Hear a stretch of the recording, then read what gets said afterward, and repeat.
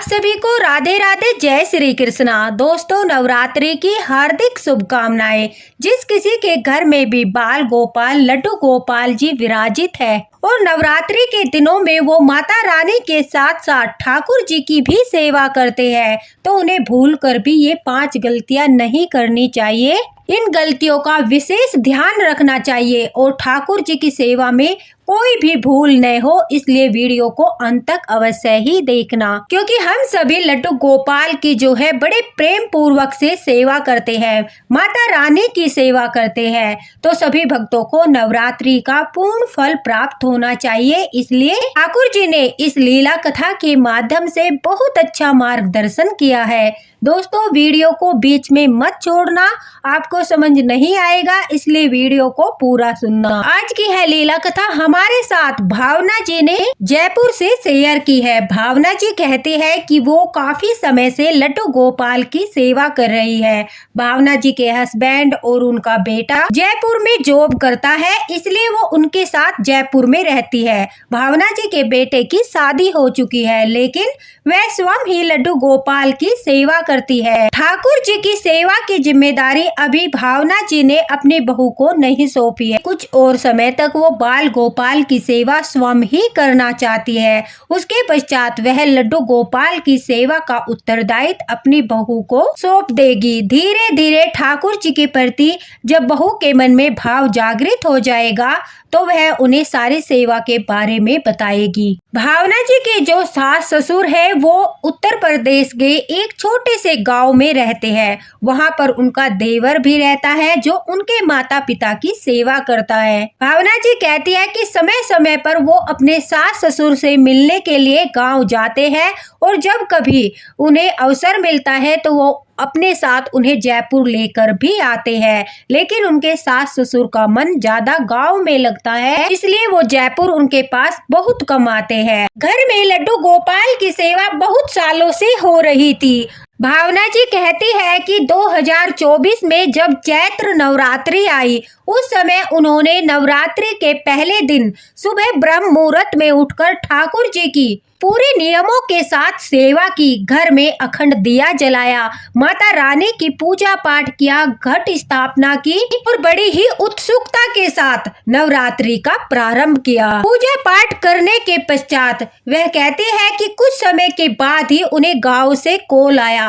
अचानक उनकी सासू माँ की तबीयत बहुत ज्यादा खराब हो गई थी। वो कॉल जो था वो उनके देवर का था। उन्होंने जल्द से जल्द भावना जी और उनके पति को गांव आने के लिए कहा और उन्होंने फोन पर बताया कि जल्दी आइए, क्योंकि माता जी का कुछ नहीं पता। वो आखिरी बार अपने बेटे और बहू से मिलना चाहती है। उनकी हालत बहुत ज्यादा गंभीर है, इसलिए आपको आज और अभी इसी वक्त जयपुर से निकलना होगा। भावना जी जो है वो धर्म संकट में फंस गई। एक तरफ ठाकुर जी और घर में अखंड ज्योत, दूसरी तरफ उनकी सासू माँ की हालत बार बार बहुत ज्यादा बिगड़ रही थी। घर पर बार बार फोन आ रहे थे, इस वजह से वह बहुत चिंतित थी। उन्होंने ठाकुर जी से हाथ जोड़कर प्रार्थना की, हे ठाकुर जी, मैं धर्म संकट में फंस गई हूँ, कृपा करके मुझे रास्ता दिखाइए। भावना जी कहती है अचानक से फिर से उनके देवर का फोन आया और उन्होंने जल्द से जल्द भावना जी के हस्बैंड को जयपुर से निकलने के लिए कहा।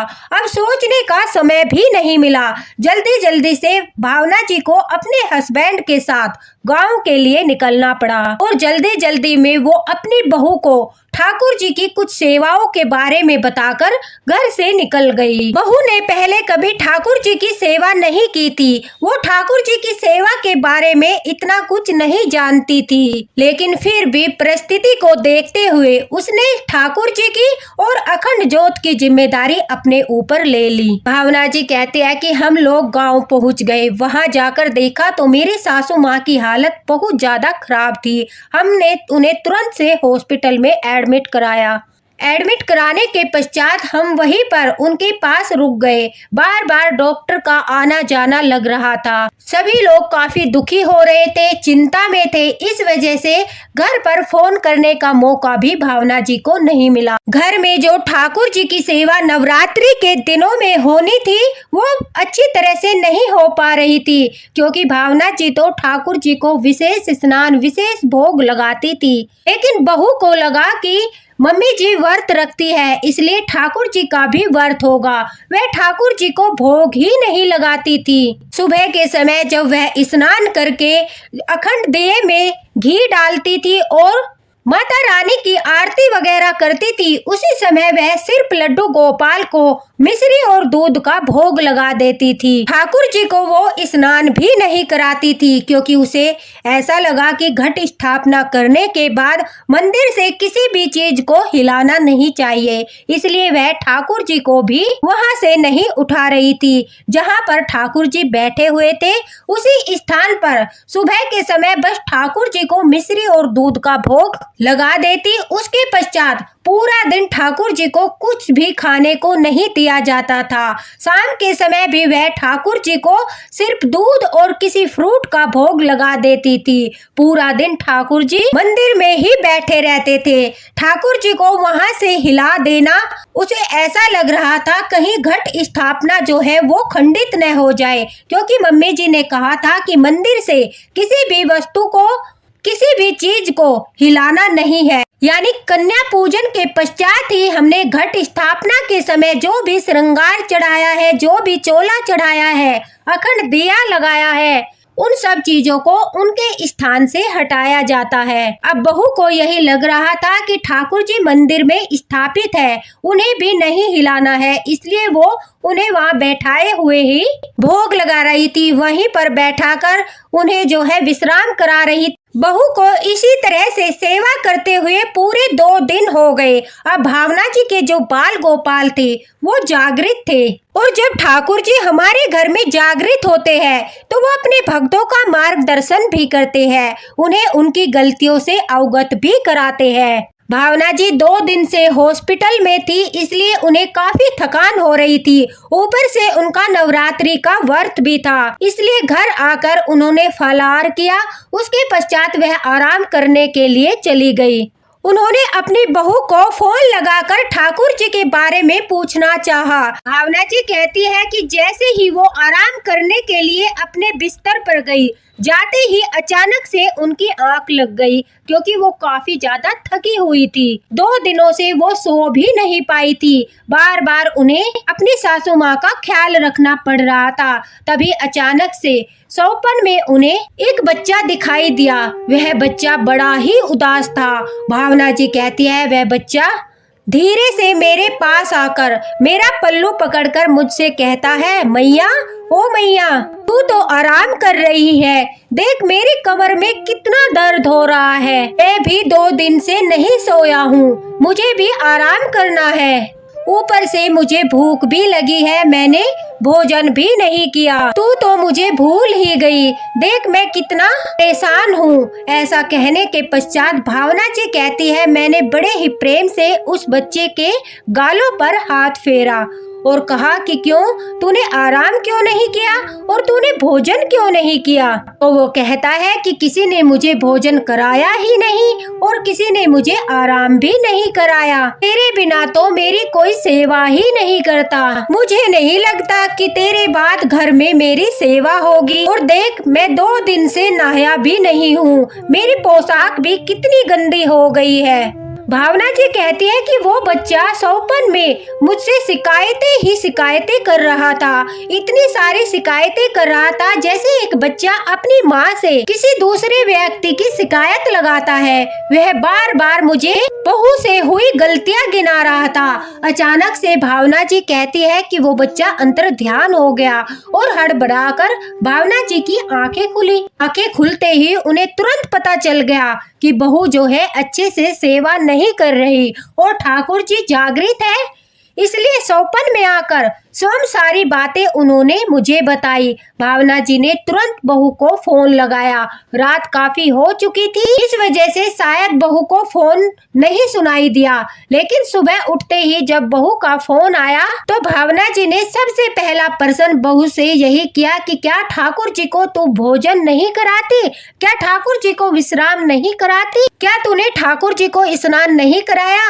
रात वो मेरे सौपन में आए थे और मुझसे तेरी शिकायतें कर रहे थे। अब यह बात सुनकर बहू घबरा गई और घबराते हुए कहा कि मम्मी जी, आपने ही तो बोला था कि मंदिर से किसी भी सामान को, किसी भी वस्तु को खिलाना नहीं है। अब भावना जी गुस्से से बोलती है, कहती है कि ठाकुर जी कोई वस्तु या सामान नहीं है, ठाकुर जी हमारे घर में प्राण प्रतिष्ठित है, वो बाल रूप में विराजमान है। और जैसे तुम अपने बच्चों की सेवा करती हो, जैसे तुम अपने बच्चों का ख्याल रखती हो, उसी प्रकार से ठाकुर जी की भी सेवा निरंतर की जाती है। और ठाकुर जी का उपवास नहीं होता और कुछ गलतियां होती है जो नवरात्रों में करने से बचना चाहिए। अब बहू को भी काफी पश्चाताप हो रहा था। उसने भावना जी से पूछा कि आप मुझे बताइए कि किस प्रकार से मुझे ठाकुर जी की सेवा करनी है। भावना जी ने जो बताया वो मैं आपको बताती हूँ। दोस्तों, हमें नवरात्रि के दिनों में कुछ गलतियां भूलकर भी नहीं करनी चाहिए। एक ही नवरात्रि के दिनों से ही ठाकुर जी की जो हम सर्दियों में सेवा करते हैं, उस सेवा में परिवर्तन हो जाता है। सबसे पहले ठाकुर जी को नवरात्रि के दिनों से ही गर्म पानी से स्नान नहीं कराया जाता, उन्हें ठंडे पानी से स्नान कराना शुरू कर दिया जाता है। तो यह गलती आप भूलकर भी मत करना। ठाकुर जी को ठंडे पानी से ही स्नान कराना है। दूसरा, ठाकुर जी को कुछ भोग जो है नवरात्रि के दिनों में नहीं लगाए जाते। किसी भी दाल का भोग नवरात्रि के दिन में ठाकुर जी को नहीं लगाया जाता। बैंगन का भोग हम ठाकुर जी को नहीं लगाते। गाजर, मूली और सलगम का भोग भी नवरात्रि के दिनों में ठाकुर जी को नहीं लगाया जाता। दोस्तों, समुद्री सब्जियों का भोग भी हम नवरात्रि के दिनों में ठाकुर जी को नहीं लगाते। ठाकुर जी को भोग लगाया जाता है वो गर्म भोजन का भोग नहीं लगाया जाता। सर्दियों में हम गर्म भोजन का भोग लगाते हैं, लेकिन नवरात्रि के दिनों से हम ठाकुर जी को शीतल भोजन का भोग लगाते हैं। यानी बनाने के पश्चात थोड़ा सा ठंडा होने पर हम ठाकुर जी को गुनगुने भोजन का भोग लगाते हैं। जो बाजार से नमकीन बिस्किट आते हैं, उनका भोग भी ठाकुर जी को नवरात्रि में नहीं लगाना चाहिए। और अगर आप नमकीन बिस्किट का भोग ठाकुर जी को लगाते हो तो उनके रैपर पर सामग्री लिखी रहती है कि उनमें क्या डला है और क्या नहीं डला है। उनमें प्याज लहसुन भी डाला जाता है, इसलिए नमकीन बिस्किट का भोग लगाने से पहले आपको उस पर सामग्री ध्यान से पढ़नी है। कहीं आप तामसिक चीजों की मिलावट के अनुसार ठाकुर जी को भोग न लगा दो। ठाकुर जी को नवरात्रि के दिनों में जो हम नित्य नियम से सेवा देते हैं, स्नान भी कराया जाता है, क्योंकि वो हमारे घर में बाल रूप में विराजित है। इसलिए ठाकुर जी को रोज स्नान कराया जाता है और अलग अलग विधियों से स्नान कराया जाता है। 9 के 9 दिन ठाकुर जी को विशेष स्नान कराया जाता है, जिसका वीडियो मैंने कल ही अपलोड किया था, तो आप उस वीडियो में देख सकते हैं कि किस दिन और किस प्रकार से हम ठाकुर जी को स्नान कराए। ठाकुर जी को विश्राम कराने के लिए भूल नहीं करनी है। ठाकुर जी को जब हम सुलाते थे सर्दियों में, तो उन्हें मोटा सा ब्लैंकेट या फिर कोई मोटा वस्त्र उनके ऊपर सुलाते वक्त उन्हें ढकते थे। लेकिन अब नवरात्रि के दिनों से ठाकुर जी को ब्लैंकेट नहीं पहनाया जाता, बहुत हल्की सी चादर ठाकुर जी के ऊपर ढकी जाती है। ठाकुर जी को जो है ऊन के वस्त्र बिल्कुल भी नहीं पहनाए जाते। ठाकुर जी को मोटे वस्त्र भी नहीं पहनाए जाते। बहुत ही कंफर्टेबल, बहुत ही मुलायम से वस्त्र नवरात्रि से पहनाना शुरू कर दिया जाता है। अगर घर में ठाकुर जी विराजित है और नवरात्रि के दिनों में हम ठाकुर जी की सेवा कर रहे हैं, तो रोज हमें तुलसी माता में दिया अवश्य ही जलाना है। माता रानी के साथ साथ लड्डू गोपाल के साथ साथ हमें तुलसी सेवा भी अवश्य ही करनी है। सुबह के समय जब हम ठाकुर जी को दूध का भोग लगाते हैं, तो वह गर्म दूध का भोग नहीं लगाना है। हमें या तो कच्चे दूध का भोग लगाना है या फिर गर्म करने के पश्चात जब ठंडा हो जाए उसमें तुलसी दल डालकर ठाकुर जी को नवरात्रि के दिनों से ठंडे दूध का भोग लगाना प्रारंभ करना है। कभी भी खाली दूध का भोग ठाकुर जी को न लगाए। उसमें कुछ मीठा डाल ले, उसमें केसर डाल ले या फिर उसमें तुलसी दल डालकर ही ठाकुर जी को भोग लगाए। नवरात्रि के दिनों में अगर आप माता रानी और ठाकुर जी की अखंड ज्योत जलाते हो तो आपको ज्योत को अकेला छोड़कर कहीं बाहर नहीं जाना है, ताला नहीं लगाना है। अगर आप घर से बाहर जाना चाहते हो या फिर आपकी यह समस्या है कि आपको घर से बाहर जाना पड़ता है तो आप अपने घर की बजाय किसी मंदिर में अपने नाम से अखंड दिया जला सकते हो। वहाँ पर पूरे 9 दिन के लिए घी, दिया और बाती देकर वहाँ पर माता रानी के नाम से आप अखंड दिया जलवा सकते हो। उसका भी पूरा अखंड दिए का फल आपको प्राप्त होगा। अगर घर में लड्डू गोपाल जी विराजित है और आप लोगों का नवरात्रि का व्रत है, आप अपने लिए शाम के समय या दोपहर के समय एक समय भोजन करते हो, जैसे कि कुट्टू की पूरी हो गई,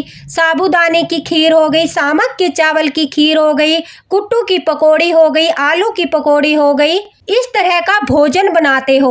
उस भोजन का भोग आपको अवश्य ही ठाकुर जी को लगाना है। भले ही आपने भोजन का भोग ठाकुर जी को लगा दिया है, सात्विक भोजन का भोग आप लगा चुके हैं, लेकिन जो भोजन आप अपने लिए बनाते हो, जैसे कि सामक के चावल की खिचड़ी हो गई, साबूदाने की खीर और जो सब मैंने बताया है, उसका भोग भी ठाकुर जी को लगाया जाता है। क्योंकि कहते हैं कि जब हम व्रत रखते हैं उस समय हम अगर ठाकुर जी को भोग लगाकर वो प्रसाद ग्रहण करते हैं तो वो हमारे व्रत के फल को दुगना तिगना कर देता है। क्योंकि हम भोजन ग्रहण नहीं करते, हम प्रसाद ग्रहण करते हैं। एक समय भोजन करने का जो नियम है, अगर हम ठाकुर जी को भोग लगाकर वो भोग ग्रहण करते हैं तो हम ठाकुर जी का प्रसाद ग्रहण करते हैं और वो भोजन में नहीं आता, वो प्रसाद में आता है, इसलिए उसका बहुत अधिक फल हमें प्राप्त होता है। इसलिए अपने लिए जो भी आप बनाए, जो भी आप व्रत के दौरान खाए, पहले आप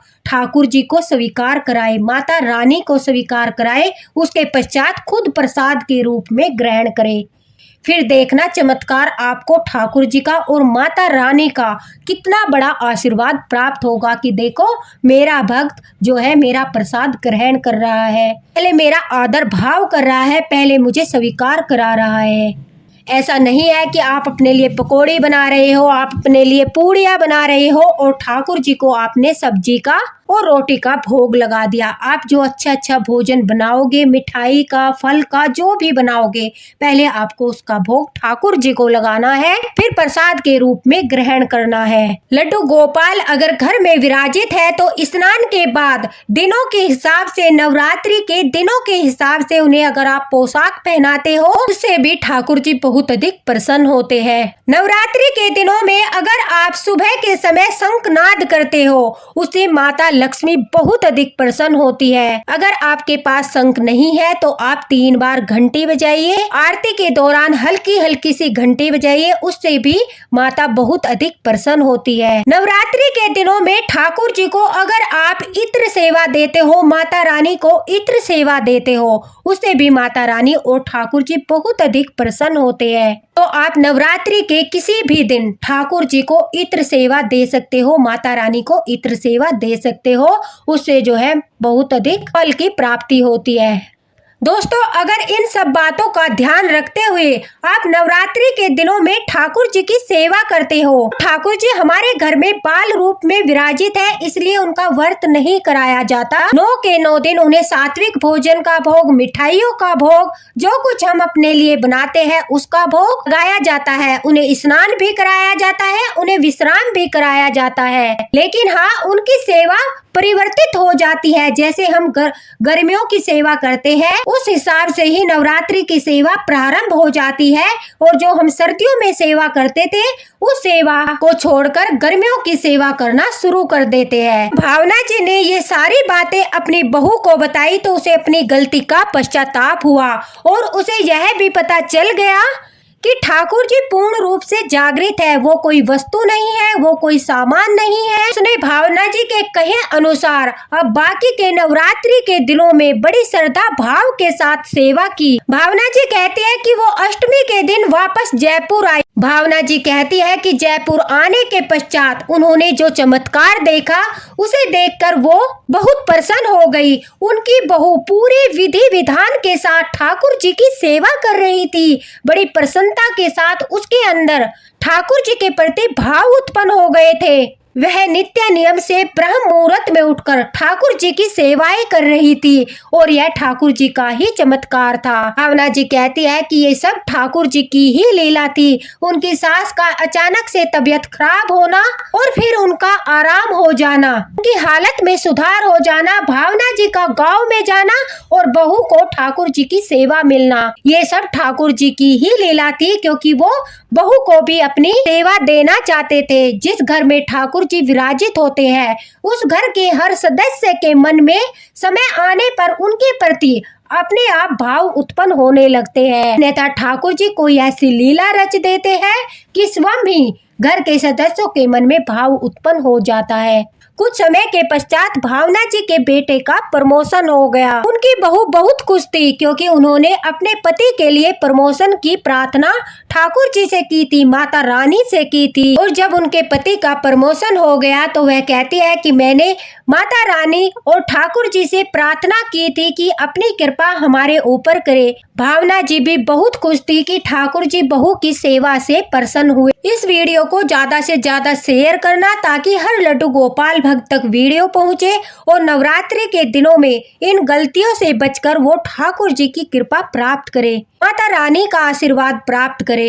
अगर आपका कोई क्वेश्चन है तो आप कमेंट बॉक्स में पूछ सकते हो, आपको रिप्लाई अवश्य ही मिलेगा। तो दोस्तों इसी के साथ राधे राधे, हरे कृष्णा। मिलते हैं अगले वीडियो में अगले मार्गदर्शन के साथ। तब तक माता रानी की, ठाकुर जी की कृपा आप सभी पर बनी रहे।